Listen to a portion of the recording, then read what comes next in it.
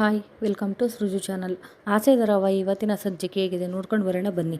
ಅದಕ್ಕಿಂತ ಮೊದಲು ನಮ್ಮ ಚಾನಲ್ನ ಹೊಸದಾಗಿ ನೋಡ್ತಾ ಇದ್ದರೆ ಯಾರಾದರೂ ಸಬ್ಸ್ಕ್ರೈಬ್ ಮಾಡ್ಕೊಳ್ದೆ ನೋಡ್ತಾ ಇದ್ದರೆ ದಯವಿಟ್ಟು ಸಬ್ಸ್ಕ್ರೈಬ್ ಮಾಡ್ಕೊಳ್ಳಿ. ಮೀನಾ ಮತ್ತು ಸೂರ್ಯ ಅವರು ಖುಷಿಯಾಗಿ ಮಾತಾಡ್ತಾ ಇರ್ತಾರೆ.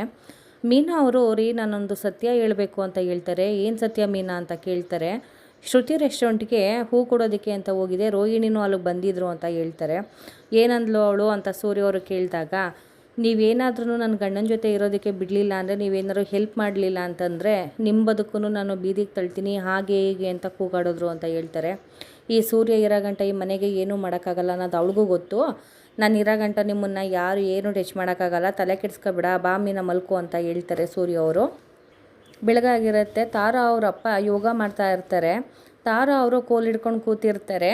ಅಪ್ಪ ಇವತ್ತಿನ ಯೋಗ ಮುಗೀತು ಕಣಮ್ಮ ಅಂತ ಹೇಳ್ತಾರೆ. ಪಪ್ಪ ಇವತ್ತಷ್ಟೇ ಮುಗ್ದಿರೋದು, ಇನ್ನೂ ಇದೆ ಅಂತ ಹೇಳ್ತಾರೆ. ಆಯಿತು ಬಿಡಮ್ಮ ಅಂತಾರೆ. ಜೇಮ್ಮ ನನಗೊಂದು ಫಿಲ್ಟ್ರ್ ಕಾಫಿ ತೊಗೊಂಡು ಬನ್ನಿ ಅಂತ ಹೇಳ್ತಾರೆ.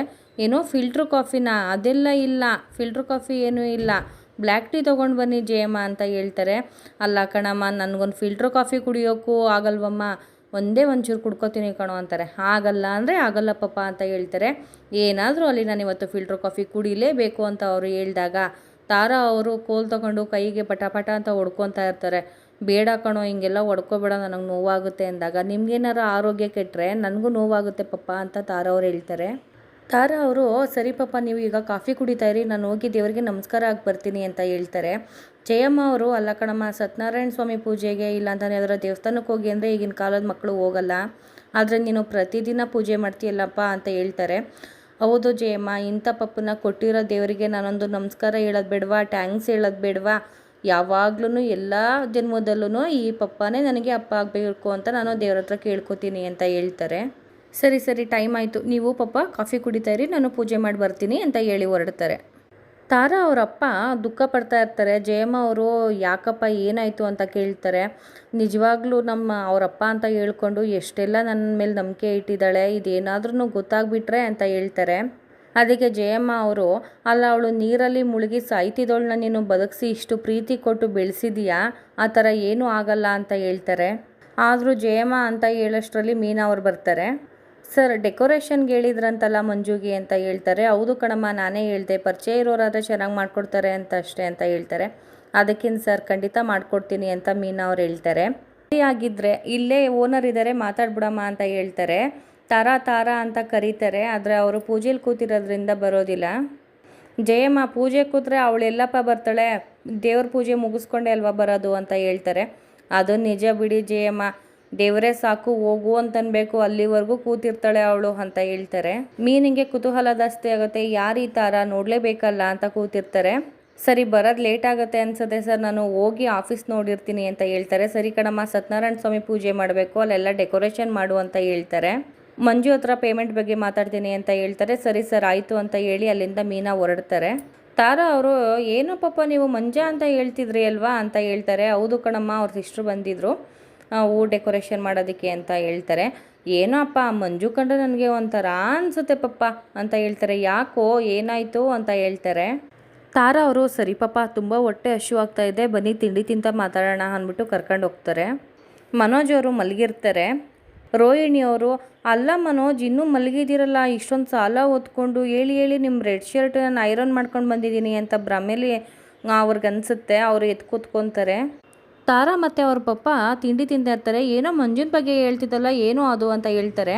ಆ ಮಂಜುನ್ಗೆ ತುಂಬ ಕೊಬ್ಬು ಪಪ್ಪ, ಅವತ್ತು ಬಿಕ್ಳಿಗೆ ಬಂತು, ನೀರು ಕೊಡು ಅಂದರೂ ಕೊಡಲಿಲ್ಲ, ಗುಡ್ ಮಾರ್ನಿಂಗ್ ಹೇಳು ಅಂದರೂ ಹೇಳಲ್ಲ, ತುಂಬ ರೂಢಾಗಿ ಮಾತಾಡ್ತಾನೆ ಪಪ್ಪ ಅಂತ ಹೇಳ್ತಾರೆ. ನಿಜವಾಗ್ಲೂ ನೀರು ಕೇಳಿದ್ರೂ ಕೊಡಲಿಲ್ವಾ ಅಂತ ಹೇಳ್ತಾರೆ. ಸನ್ನೆ ಮಾಡಿದೆ ಪಪ್ಪ ಅಂತ ಹೇಳ್ತಾರೆ. ಅದು ತಪ್ಪು ಅಲ್ವಾ ಕಂದ, ಆ ಥರ ಎಲ್ಲ ಮಾಡಬಾರ್ದು. ದುಡ್ಡನ್ನ ಯಾರು ಬೇಕಾದರೂ ಸಂಪಾದನೆ ಮಾಡ್ಬೋದು, ಆದರೆ ಗೌರವ ಸಂಪಾದನೆ ಮಾಡೋದು ತುಂಬ ಕಷ್ಟ ಕಣೋ ಅಂತ ಹೇಳ್ತಾರೆ. ತಾರಾ ಅವರು, ಸಾರಿ ಪಪ್ಪ ಅಂತ ಹೇಳ್ತಾರೆ. ಸರಿ ತಿಂಡಿ ಮಾಡೋ ಅಂತ ಹೇಳಿ ತಿಂಡಿ ಮಾಡ್ತಾ ಇರ್ತಾರೆ. ವಿಶಾಲಾಕ್ಷಿ ಅವರು ತಾರಾ ಮನೆಗೆ ಬರ್ತಾರೆ. ತಾರಾ ಅವರು ತಿಂಡಿ ತಿಂತಾ ಇರ್ತಾರೆ. ಅವ್ರ ಪಪ್ಪ, ಬಾ ಮಗಳೇ ಇಲ್ಲಿ ಅಂತ ಹೇಳಿ ರೂಮ್ ಒಳಗಡೆ ಕರ್ಕೊಂಡೋಗಿ, ನಾನು ಹೇಳೋವರೆಗೂ ನೀನು ಬರಬಾರ್ದು ಅಂತ ಹೇಳ್ತಾರೆ. ಯಾಕೆ ಪಪ್ಪ ಅಂತಂದಾಗ, ನಾನು ಪ್ರೀತಿ ಇದ್ದರೆ ನಾನು ಕರಿಯೋ ಗಂಟ ನೀನು ಬರಬೇಡ ಅಂತ ಹೇಳಿ ರೂಮಲ್ಲಿ ಕೂಡಾಕಿ ಹೊರಡ್ತಾರೆ. ವಿಶಾಲಾಕ್ಷಿ ಮನೆ ಒಳಗಡೆ ಬಂದು, ಏನ್ರಿ ಯಜಮಾನ್ರೆ ಹೇಗಿದ್ದೀರಾ ಅಂತ ಕೇಳ್ತಾರೆ. ನಾನು ಹೇಗಾರು ಇರ್ತೀನಿ, ನೀನು ಯಾಕೆ ಬಂದೆ ಹೇಳು ಅಂತ ಹೇಳ್ತಾರೆ. ಯಾರೋ ರೌಡಿ ನಿಮಗೆ ತುಂಬ ತೊಂದರೆ ಕೊಡ್ತಾವ್ರಂತೆ, ನನ್ನ ಸ್ಟೈಲಲ್ಲಿ ನಾನು ವಿಚಾರಿಸ್ತೀನಿ ಹೇಳಿ ಅಂತ ಹೇಳ್ತಾರೆ. ನನಗೆ ಬೇಕಾಗಿಲ್ಲ, ನಿನ್ನಂಥ ರೋಡಿಗಳ ಸವಾಸ ನನಗೆ ಬೇಡ ಅಂತಲೇ ಬಿಟ್ಟಿರೋದು. ದಯವಿಟ್ಟು ನೀನು ಹೋಗು, ನನ್ನ ಪರ್ಸ್ನಲ್ ವಿಚಾರ ನಾನೇ ನೋಡ್ಕೋತೀನಿ ಅಂತ ಹೇಳ್ತಾರೆ. ವಿಶಾಲಾಕ್ಷಿ ಅವರು ಮದುವೆ ಆಗ್ತವಿಂದ ಇದೇ ತಾನೇ ನೀನು ಮಾಡ್ತಿರೋದು, ನೀನಂತೂ ಬದಲಾಗಲ್ಲ ಬಿಡು ಅಂತ ಹೇಳ್ತಾರೆ. ನೀನು ಬದಲಾಗಿಲ್ವಲ್ಲ ಬಿಡು ಅಂತ ಅವ್ರು ಹೇಳ್ತಾರೆ. ಸರಿ ಆಯಿತು, ನಿಮ್ಮ ಸಾಕು ಮಗಳಲ್ಲಿ ಅಂತ ವಿಶಾಲಾಕ್ಷಿ ಅವ್ರು ಕೇಳಿದಾಗ ಅವಳನ್ನ ಕರ್ಕೊಂಡು ಬಂದಿದ್ದಕ್ಕೆ ಅಲ್ವಾ ನೀನು ಮನೆ ಬಿಟ್ಟು ಹೋಗಿದ್ದು, ಒಯ್ತಾ ಇರೋ ನಿನ್ಗೇನಕ್ಕೆ ಅವಳ ವಿಚಾರ ಅಂತ ಕೇಳ್ತಾರೆ. ಅದು ಸರಿ ಬಿಡಿ ಅಂತ ಅಂದ್ಬಿಟ್ಟು ವಿಶಾಲಾಕ್ಷಿ ಅವರು ಹೊರಡ್ತಾರೆ. ತಾರಾ ಅವರಪ್ಪ ಬಾ ಮಗಳೇ ಹೊರಗಡೆ ಅಂತ ಕರೀತಾರೆ. ತಾರಾ ಅವರು ಯಾಕೆ ಪಪ್ಪ ನನ್ನ ಒಳಗಡೆ ಹಾಕಿದ್ದು ಹೇಳಿ ಅಂತ ಹೇಳ್ತಾರೆ. ಸಮಯ ಬಂದಾಗ ಎಲ್ಲ ಗೊತ್ತಾಗುತ್ತೆ ಮಗಳೇ, ಇವಾಗ ನನ್ನ ಏನೂ ಕೇಳ್ಬಿಡ, ನಂಗೆ ಬೇಜಾರಾಗುತ್ತೆ ಅಲ್ವಾ ಅಂತ ಹೇಳ್ತಾರೆ. ಸರಿ ಪಾಪ, ನಿನಗೆ ಬೇಜಾರಾದರೆ ನಾನು ಏನೂ ಕೇಳಲ್ಲ ಆಯಿತಾ ಅಂತ ಹೇಳ್ತಾರೆ. ಸರಿ ಬಾ ತಿಂಡಿ ತಿನ್ನೋಣ ಅಂತಂದಾಗ ಇವಾಗಲೂ ನನ್ನ ಹೇಳಿಸ್ಬಾರ್ದು ಅಂತ ಹೇಳ್ತಾರೆ. ಇಲ್ಲ ಬಾ ಮಗಳೇ ತಿಂಡಿ ತಿನ್ನೋಣ ಅಂತ ಹೇಳ್ತಾರೆ. ಇಲ್ಲಿ ಎಲ್ಲರಿಗೂ ಮೀನಾ ಅವರು ಕಾಫಿ ಕೊಡ್ತಾ ಇರ್ತಾರೆ. ಮನೋಜ್ ಅವರು ಹೊರಗಡೆ ಬಂದು ರೋಹಿಣಿ ರೋಹಿಣಿ ಅಂತ ಕೂಗ್ತಾ ಇರ್ತಾರೆ. ಆವಾಗ ಶಾಂತಿಯವರು ಇನ್ನೂ ಅವಳು ನೆನಪು ನೀನು ಕಾಡ್ತಾ ಇದೆಯಾ, ಇನ್ನೂ ಅವಳನ್ನ ನೀನು ಮರ್ತಿಲ್ವಾ ಅಂತ ಕೇಳ್ತಾರೆ. ಇಲ್ಲಮ್ಮ, ಅದು ನನ್ನ ಕನ್ಸಲ್ಲಿ ಬಂದು ಅಂತ ಹೇಳ್ತಾರೆ. ಕನ್ಸಲ್ಲಿ ಬೇರೆ ಬಂದು ಕಾಡ್ತಾವಳ, ಯಾರನ್ನು ಕೇಳಿ ಕನ್ಸಲ್ಲಿ ಬಂದವಳೆ ಅಂತಾರೆ. ಸೂರ್ಯ ಅವರು ಕನ್ಸಲ್ಲಿ ಬರೋದಕ್ಕೆ ನಿಮ್ಮ ಅಪ್ಪನೇದು ಬೇರೆ ತಗೋಬೇಕಾ ಅಂತ ಹೇಳ್ತಾರೆ. ಶ್ರುತಿಯವರು ಅತ್ತೆ ನಾವು ಅರ್ಥ ಮಾಡ್ಕೋಬೇಕಲ್ವತ್ತೆ, ಬಿಡಿ ಸ್ವಲ್ಪ ಮರ್ಯಾದಕ್ಕೆ ಟೈಮ್ ಕೊಡಿ, ಅವ್ರ ಥಿಂಗ್ಸ್ ಎಲ್ಲ ಇಲ್ಲೇ ಇದ್ದರೆ ಪಾಪ ಅವ್ರಿಗೂ ಮರ್ಯಾದೆ ಕಷ್ಟ ಆಗುತ್ತೆ ಅಲ್ವಾ ಅಂತ ಹೇಳ್ತಾರೆ. ಶಾಂತಿಯವರು ಅಲ್ಲಿರೋ ಫೋಟೋ ಎಲ್ಲ ತಗೊಂಡು ಬಂದು ಹೊಡೆದಾಕ್ತಾರೆ. ಇವಾಗ ಹೆಂಗೆ ಅವನಿಗೆ ನೆನಪು ಬರುತ್ತೆ, ನಾನು ನೋಡ್ತೀನಿ ಅಂತ ಹೇಳ್ತಾರೆ. ಅಲ್ಲಿಗೆ ಇವತ್ತಿನ ಎಪಿಸೋಡ್ ಮುಕ್ತಾಯವಾಗುತ್ತೆ. ನಾಳಿನ ಸಂಚಿಕೆಯಲ್ಲಿ ಸಿಗೋಣ. Thank you for watching.